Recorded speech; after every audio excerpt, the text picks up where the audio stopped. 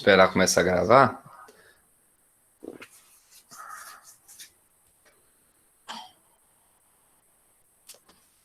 Boa noite, então a gente começa a aula do capítulo 14, iniciando a parte de fluidos.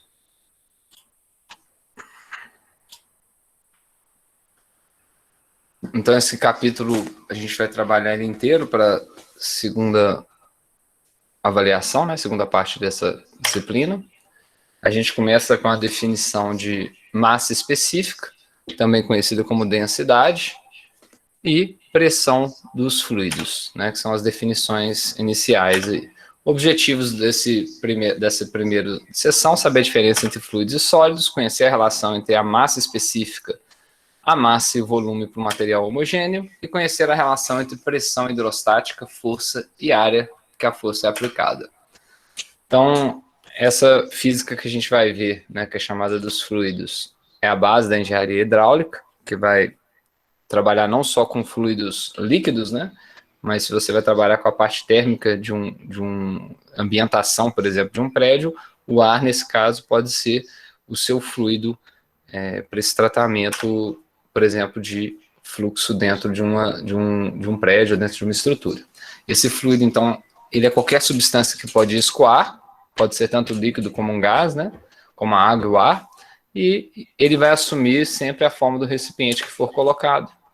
Isso acontece porque ele não tem resistência de cisalhamento, que é paralela à superfície, então ele escoa, né? Seria uma propriedade dele. De uma outra forma, de qualquer forma, os fluidos resistem a forças perpendiculares à superfície. Então, se você colocar um fluido, vamos imaginar um êmbolo, né? Dentro de um êmbolo de uma agulha não, né? De uma seringa. E se você tampa o outro lado da seringa, você não consegue aumentar, né, fechar essa seringa pressionando esse fluido ali dentro. Então, nessa força que é perpendicular à sua superfície, que seria o que você faz com um êmbolo, ele tem uma resistência muito grande. E isso vai ajudar para a sua aplicação, por exemplo, como um macaco hidráulico. Alguns exemplos que a gente vai ver aí mais para frente. Né? Alguns materiais, como o piche, levam muito tempo para escoar, mesmo assim são considerados fluidos. Um outro exemplo que a gente tem que demora muito para escoar, mas é um fluido, é o vidro, né? Os vitrais aí antigos de igrejas e de castelos lá na Europa, depois desses centenas de anos que se passaram, se você olhar eles na lateral, eles escoaram, né? Então a base fica sendo um pouco mais grossa do que a parte alta desses vitrais, né? Então o vidro também é um fluido com escoamento lento. E eles, em geral, não possuem uma estrutura cristalina, quer dizer que eles não são ordenados como um monocristal, né? Eles não têm uma estrutura que se repete, eles são desordenados nessa ligação. E o que vai ser a massa específica, né? Ou a densidade? Ela vai ser, se eu pegar no caso de um fluido, né? Para um sólido, a gente sabe que é a massa total sobre o volume total, mas o do fluido, por exemplo, eu posso pegar um pedaço, uma porção da minha massa, e medir o volume que essa porção dessa massa ocupa. Então, eu posso lá pegar vamos falar, né, uma colher ou uma xícara de algum fluido, colocar ele num recipiente cilíndrico que eu conheço o volume e tirar a massa desse fluido. Se eu pegar a massa desse fluido e através desse cilindro, por exemplo, um becker com marcações, eu tirar o volume dele, eu consigo calcular a densidade desse fluido, né? No primeiro momento, né, poderia se encontrar essa massa específica, né, no limite para um volume infinitesimal. Quer dizer que se você faz o limite para um volume muito pequeno, né, você vai encontrar a densidade daquele ponto específico, né, um ponto infinitesimal dentro do fluido. Mas aqui a gente vai considerar que os fluidos são contínuos e homogêneos, então a densidade local vai ser igual à densidade total, podemos falar assim. Então a densidade vai ser a massa desse fluido sobre o seu volume, é uma grandeza escalar, e muitas vezes, não nessa disciplina, mas em outras, né, vocês vão ver outras formas de densidade ou massas específicas. Aqui seria uma massa específica volumétrica, porque divide pelo volume, mas lá em Física 3, por exemplo, vocês vão estudar, vocês podem utilizar, né, a massa específica, às vezes, linear ou superficial, que seria por unidade de comprimento ou por unidade de área. Mas aqui a gente vai trabalhar com ela por unidade de volume. E a unidade dessa massa específica, a massa e o volume estão dando aqui, vai ser quilograma por metro cúbico. Alguns exemplos aqui de massa específica, né? No espaço interestelar, ou seja, a gente está no vácuo, né? Vamos falar assim, né? Que seria o vácuo lá do espaço. A gente tem uma massa específica, uma densidade de 10 a menos 20, ou seja, a massa distribuída no espaço pelo volume do espaço praticamente não tem matéria, né? Seria isso. Então, o melhor vácuo produzido no laboratório vai ter uma densidade, né? Uma quantidade de fluidos por unidade de volume de 10 a menos 17. E isso tem que ter vários sistemas de bombeamento, né? No ar, o ar, né? A 20 graus e 1 atm de pressão, a gente considera que ele tem 1,2 de massa específica, né, de densidade. A água seria 1, né, 1 grama por centímetro cúbico ou 1 quilograma por metro cúbico. Significa que se você pegar 1 quilo de água, ela vai ocupar, né, nesse caso, né, se eu pegar 1 quilo de água, ela vai ocupar, aqui está 1 tonelada, né, se eu pegar 1 tonelada de água, ela vai ocupar 1 metro cúbico, né? 1.000 quilos nesse caso, né? Ou 1 grama por centímetro cúbico, né? E a água também é que teria, por ter essa densidade 1, a gente pode fazer essa conversão de gramas para litros diretamente, né? Entre o volume e a massa, né? 1 litro de água, um volume de litro de água ocupa 1 quilo, tem 1 quilo de massa, porque a densidade dela é 1. Então, a relação entre massa e volume é de 1 para 1. 1 quilo para 1 litro, nesse caso, né? Ou metro cúbico. Metro cúbico já daria um pouco mais, né? 1 litro é 1 decímetro cúbico. Algumas outras substâncias, o sangue é um pouco acima da água, a densidade. O ferro já é bem mais denso, já tem uma estrutura... Aí já é um sólido, né? Basicamente, né? Ele já tem uma estrutura cristalina. BCC, né, cúbica de corpo centrado. O mercúrio, uma densidade maior ainda que o ferro. Aqui está a densidade da Terra de acordo com a sua distância, né? Se ela estiver no núcleo, ela é mais densa. Se a gente estiver na distância intermediária, menos. E na crosta da Terra, a Terra é menos ainda densa. Mesma coisa para o Sol. E a anã branca aqui, que eu acredito que é a que tenha, talvez, né, que é nesse caso é uma estrela, né?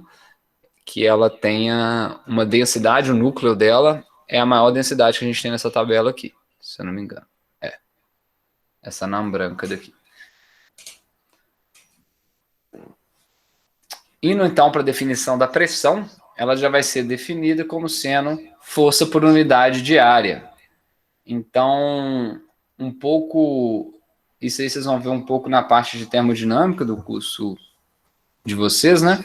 Mas a pressão, ela é uma medida macroscópica, vamos falar assim, de colisões desse fluido, né, com a nossa pele. A pressão atmosférica, por exemplo, a gente sente, ela é, então, uma medida macroscópica das colisões microscópicas das moléculas de ar, que é o fluido que a gente está imerso aqui, né, colidindo com a nossa pele, com uma certa área, né, na superfície da nossa pele, com uma certa velocidade, tá? Então, microscopicamente, a gente tem que esse fluido tem moléculas, essas moléculas estão colidindo contra paredes, e essa força por unidade de área dessa colisão nessas paredes que estão acontecendo gera essa medida que a gente chama de pressão, tá? E a gente também pode fazer no limite, né, que eu pegar uma área infinitesimal, no limite que ΔA tende a 0, essa pressão pode ser escrita como sendo força por unidade de área. A gente também vai trabalhar, né, que todo um fluido que tiver no recipiente, no caso, se for um fluido gasoso, a gente vai considerar que esse fluido tem a mesma pressão. Se o fluido for líquido, a gente vai ver que existe uma regra que vai depender da coluna desse fluido acima desse ponto que a gente está observando. Então, a gente pode medir a pressão com um sensor. Aqui estaria, por exemplo, um exemplo de sensor de pressão, né? Então aqui eu tenho um ambiente com volume fechado, né? Um recipiente lacrado, e esse sensor de pressão que vai me falar qual que é a pressão que está tendo devido a esse fluido que está aqui dentro. Então, como que ele vai funcionar? Ele tem uma mola que você conhece, né? Qual que é a constante elástica dela. Então, a gente consegue medir através de um sensor, vamos falar assim, qual que é a, a deformação que essa mola está sentindo. E essa deformação é diretamente proporcional à força que ela está sofrendo, e por equilíbrio, essa força vai estar sendo feita por essas partículas que estão colidindo contra essa superfície de área ΔA. A mola vai fazer uma força no sentido oposto para equilibrar essa força do fluido, então em algum momento ela vai ficar parada em equilíbrio. Quando ela ficar em equilíbrio, ela vai ter uma certa deformação que vai estar relacionada com essa força. Então, se a gente sabe qual que é essa força, que tem a ver com essa deformação, né? F igual a kx. Então, se aqui deformou 1 centímetro, eu sei que essa deformação de 1 centímetro representa uma certa força, e eu sei qual que é a área do meu pistão aqui, né? Que é onde o fluido pode colidir para realizar essa força. Então, se eu tenho a força gerada pelo fluido e tenho a área, essa força por unidade de área vai ser a pressão que esse sensor vai sentir aqui dentro. E essa pressão tem a ver com essas colisões das moléculas do fluido contra essa superfície de área ΔA. Então, aqui seria uma forma de medir um sensor conhecendo qual que é a constante elástica dessa mola que foi colocada aqui. E tendo, obviamente, uma parte eletrônica que vai te falar qual que é essa deformação sentida para você correlacionar com a pressão que o fluido está ali dentro. Então, obviamente, né, se você aquecer isso daqui, aumentar a agitação térmica e o ambiente estiver fechado, por exemplo, vai aumentar as colisões por unidade de tempo que tiver de moléculas aqui nessa superfície e a pressão, consequentemente, vai aumentar. Dá para ilustrar.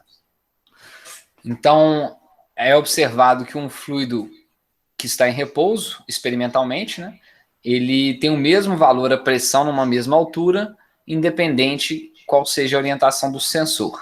Significa que, ao contrário da força, a pressão é uma grandeza escalar, então ela não acontece numa direção específica. A unidade que a gente vai trabalhar com ela é Pascal, né? Então, a gente viu que a pressão é força por unidade de área. Então, se a gente usa a força em newtons e a área em metro quadrado, e newton por metro quadrado vai virar Pascal. Dependendo do problema e também de onde que vem um certo equipamento, se vier da Europa, por exemplo, eles não utilizarem um sistema internacional, eles podem estar utilizando o Tora ou a Libra por polegada quadrada, que é o PSI. Quando a gente vai calibrar, né, principalmente o pneu do carro, os equipamentos vêm em PSI. Isso aí vai vir lá dos fabricantes de pneu e o sistema internacional que eles trouxeram aí para o Brasil com essas importações. Não sei nem se o Brasil fabrica pneu hoje em dia, mas com certeza os sensores e esses equipamentos inicialmente vieram de fora com essa norma externa, né? Então, lá para você calibrar um pneu, hoje em dia, você coloca lá 32 PSI, 30 a 40 PSI, dependendo do pneu.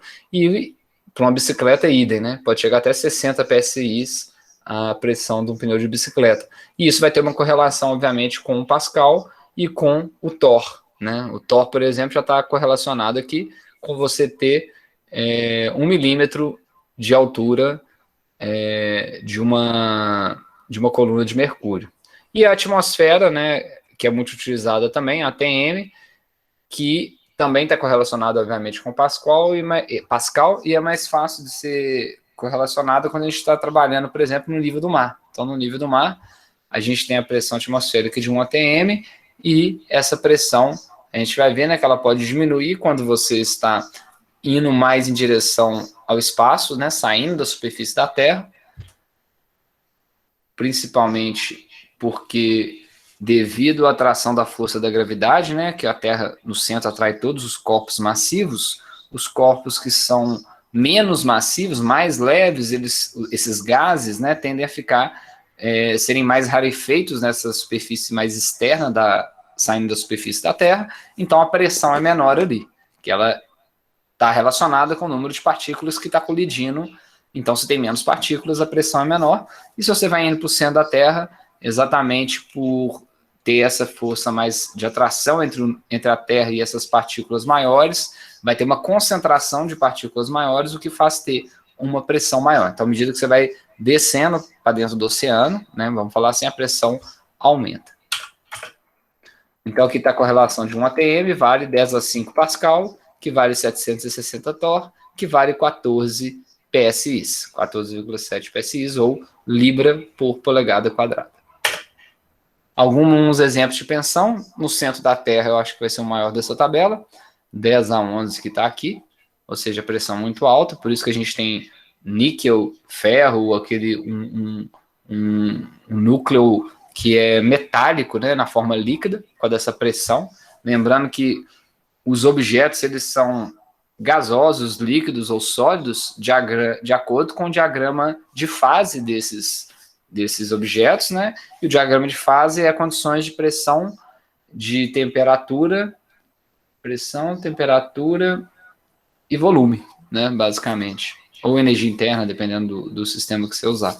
Então, a água na pressão e temperaturas normais, né? Temperatura de 300 Kelvin, 27 graus, e pressão de 1 atm no nível do mar, ela está na fase líquida, né? Mas aí se você, por exemplo, abaixar a temperatura, que seria o mais óbvio, ela vai para a fase sólida. Mas muitas vezes, você alterando a pressão, você pode fazer essa transformação de fase também, né? No caso do centro da Terra, ela tem não só a temperatura, como a pressão alta também. A maior pressão que se consegue no laboratório é quase igual à da centro da Terra, né? Isso aí geralmente utiliza-se bigorna de diamante. Então você usa um sistema pneumático, né? Tipo um macaco hidráulico, com um diamante que tem uma areazinha muito pequena, e aí ela pode pressionar, por exemplo, uma amostra ou fazer um experimento, e isso gerar uma pressão muito alta devido à área ser pequena. Então a fossa oceânica mais profunda, ou seja, a pressão aumenta quando você está indo para o fundo da Terra, né, para o centro da Terra. Então a parte de água que você tem mais profunda tem 10 a 8. Se a gente saltar numa pista de dança 10 a 6 Pascal, o pneu de automóvel está na escala de 2 vezes 10 a 5, que é em torno de 30 PSI. A atmosfera ao nível do mar, 1 atm, 1 vezes 10 a 5 Pascal. Pressão arterial, 1,6. Melhor vácuo no laboratório, 10 a menos 12.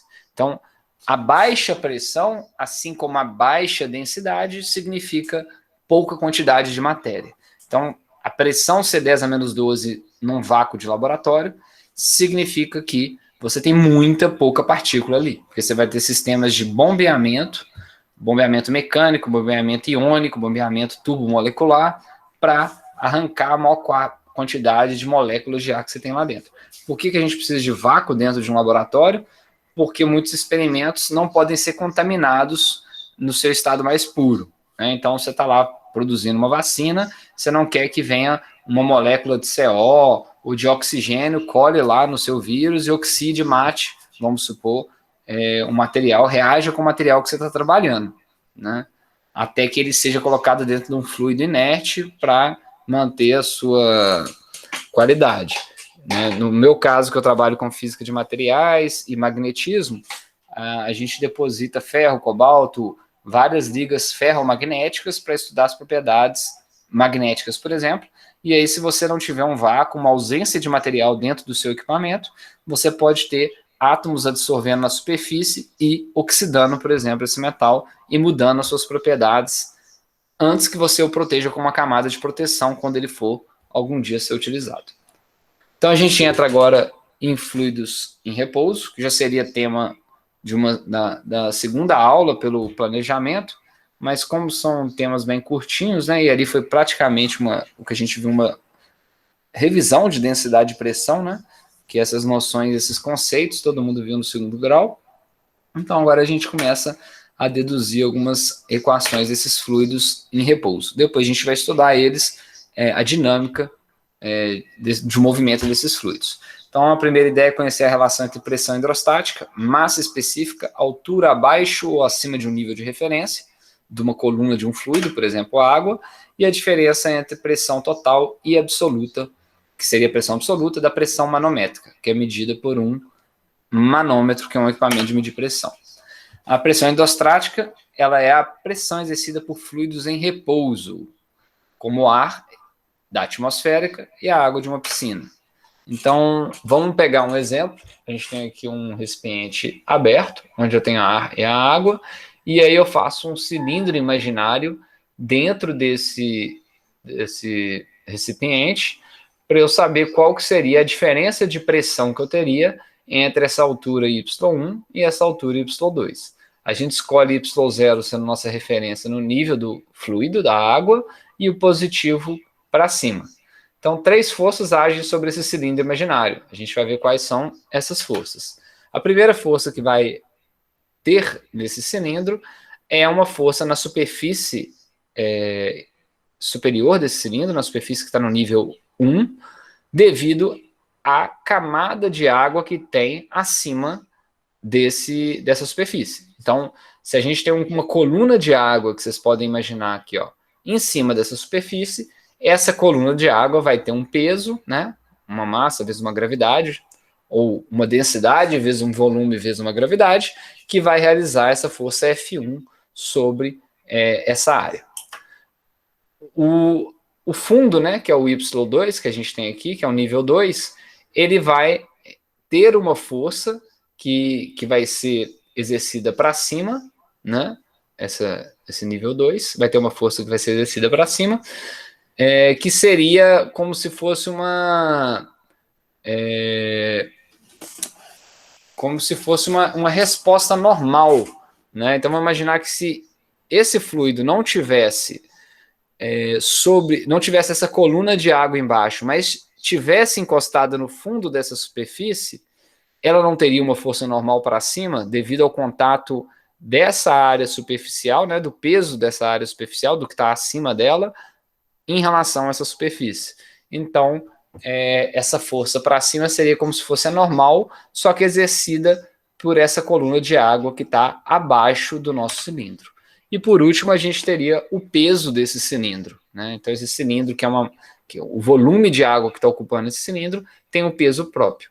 Então, a gente tem 2 forças que estão para baixo, a força da camada superior a esse cilindro, da coluna de água superior a esse cilindro, e o próprio peso desse cilindro que a gente está analisando entre os níveis 1 e 2, e a soma dessas 2 forças está em equilíbrio com essa força F2, que seria a normal desse nível 2. Então, essas 3 forças têm que se equilibrar.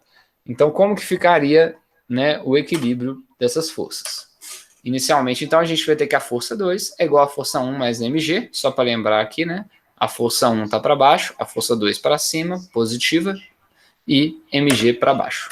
Então, F2 menos F1 menos mg é igual a 0.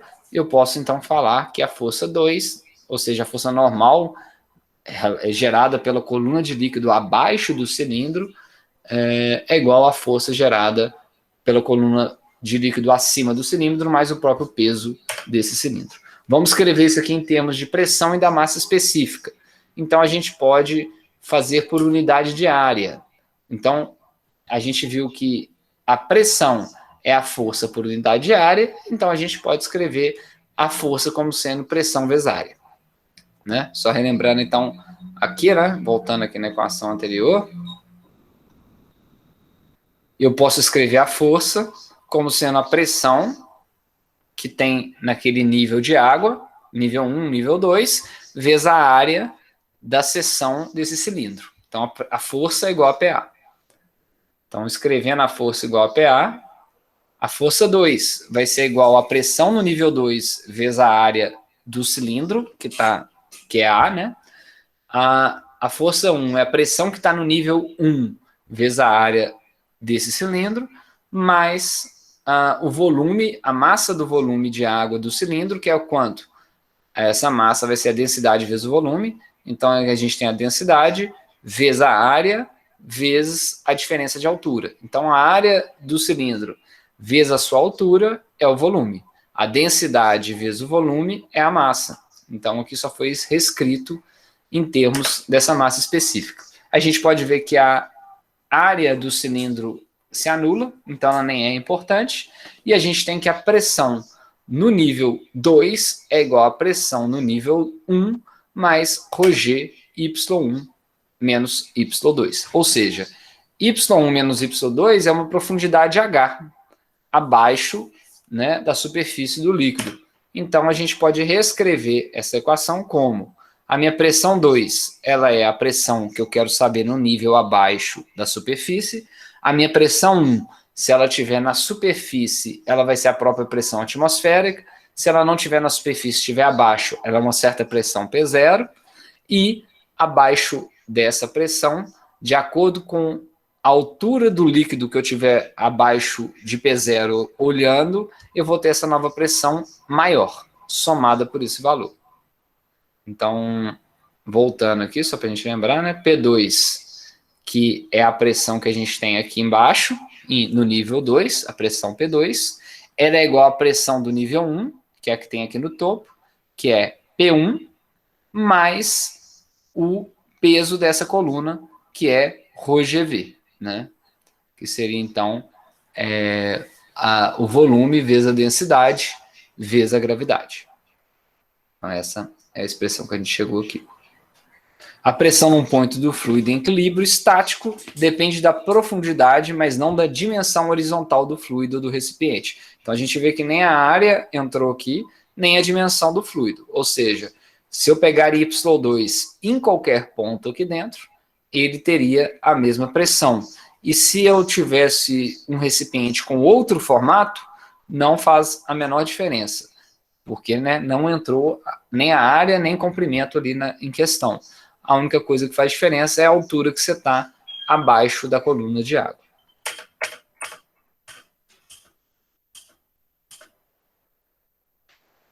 Essa pressão que a gente viu na anterior chama pressão absoluta, que é a soma da pressão atmosférica com a pressão do fluido.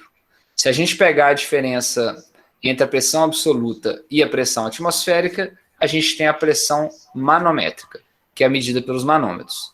Então, por que em cima eu estou medindo as duas? Ó? A pressão que eu estou medindo é a pressão que está acima, mais a pressão do fluido. Né? Ou seja, o que ele quer dizer, né? Se meu Y1 estiver aqui na superfície, quem que eu tenho aqui fora? A minha pressão atmosférica. Então, se eu estou levando em conta a minha pressão atmosférica mais a pressão do fluido, eu estou medindo minha pressão absoluta. Se eu estou pedindo a minha pressão daqui, subtraindo da minha pressão atmosférica, eu estou pedindo uma pressão manométrica. A gente vai ver ainda o que seria isso, né? Então, essa equação que a gente viu anterior, ela pode ser utilizada para calcular a pressão atmosférica a uma altitude D em relação ao nível do mar. Então, vamos reparar agora que a gente está vendo como que a pressão diminui se eu estou indo para cima agora. Quando eu estava indo para baixo, para o nível, para mais profundidade, eu tinha um mais aqui, né? Porque a pressão aumenta com o aumento da altura da profundidade para dentro do mar, e aqui eu teria a densidade do líquido, que poderia ser um fluido como o mar, como uma água, como um óleo ou um outro fluido. Agora, se eu estiver indo em direção para cima, né? Ou seja, quando vai ficando mais, a densidade vai ficando menor, consequentemente a pressão vai diminuindo com a altura, a gente usa a mesma expressão. Só que a gente vai ter aqui a densidade do ar, e aqui vai ser a distância que ele está em relação ao nível zero, que é a pressão atmosférica no nível do mar. Então, dá para ver que, obviamente, quando você sai da atmosfera, né, isso aqui vai dar praticamente zero, que seria aquela pressão que a gente viu de 10 a menos 12 no vácuo do espaço. Então, um exemplo aqui para a gente ver se entendeu. A figura mostra 4 recipientes de azeite, ordene-os de acordo com a pressão na profundidade H, começando pela maior. Então, qual dessas A, B, C ou D vocês acham que a pressão nessa altura H vai ser maior? Ou vocês acham que nenhuma vai ser, ou vocês acham que alguma específica vai ser, né? A pergunta é mais ou menos essa. Qual que seria a maior? Alguém poderia dar uma opinião aí?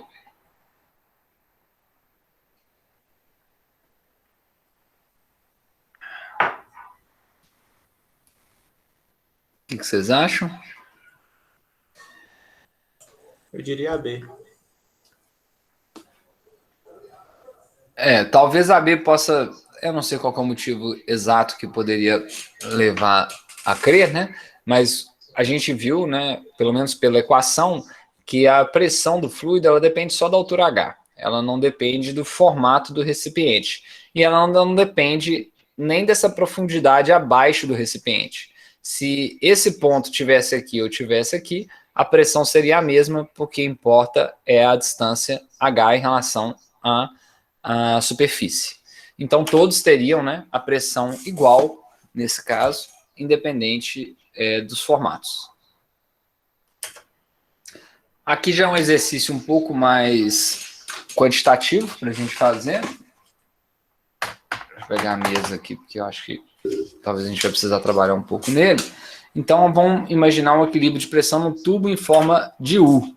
Então, esse tubo pode ser utilizado, por exemplo, um experimento simples para você fazer em casa, você pode fazer com uma mangueira e descobrir qual é a densidade de um fluido desconhecido.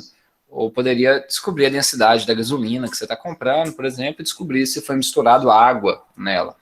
Então, esse tubo em forma de U, dessa figura, mostra dois líquidos que estão em equilíbrio estático.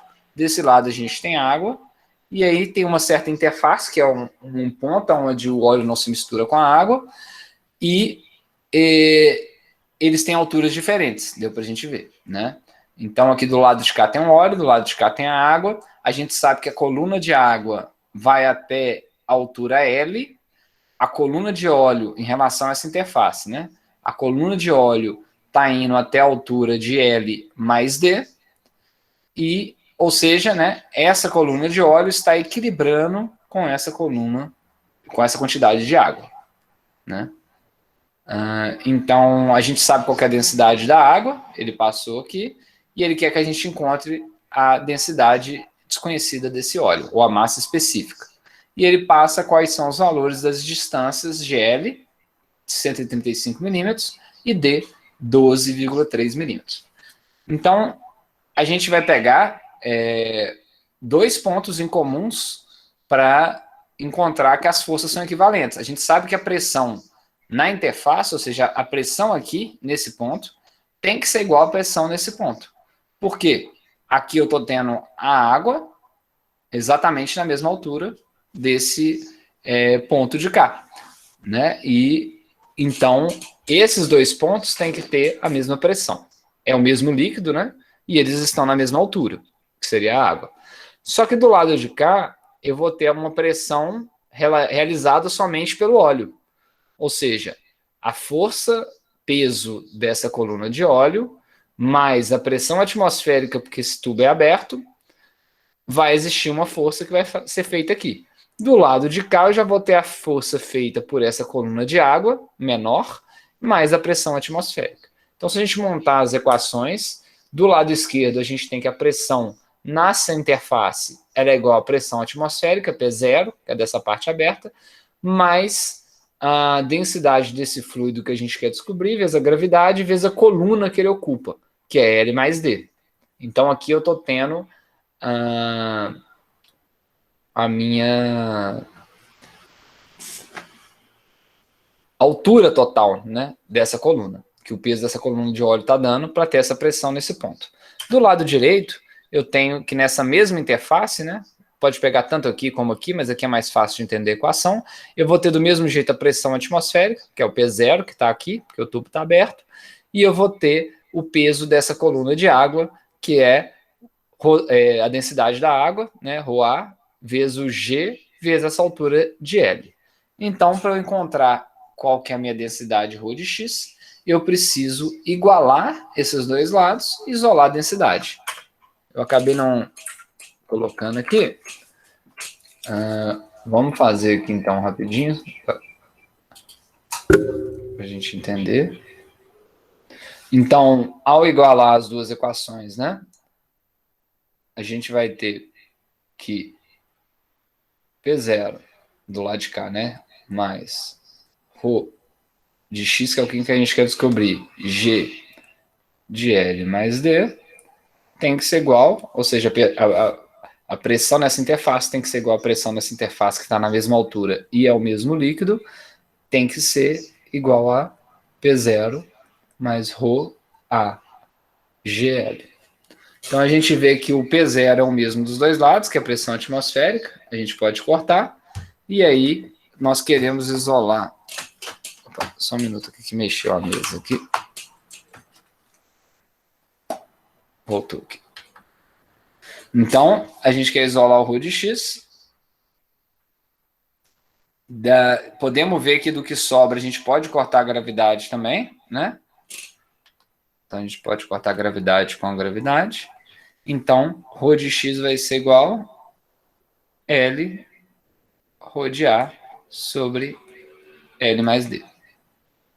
Então, se a gente fizer a continha aqui, L, eu posso manter em milímetros aqui se eu quiser, porque em cima eu tenho unidade de milímetro, embaixo milímetro, então vai ficar adimensional em relação ao comprimento. Então, nesse caso, eu posso até manter aqui 135 milímetros, não tem problema, vezes a densidade da água, 998 quilogramas por metro cúbico, dividido pela distância de 135 mais 12,3. 147,3 milímetros. Então vai cortar os dois, né? Vamos fazer o cálculo rápido aqui. Então seria 135 vezes 998 dividido por 147,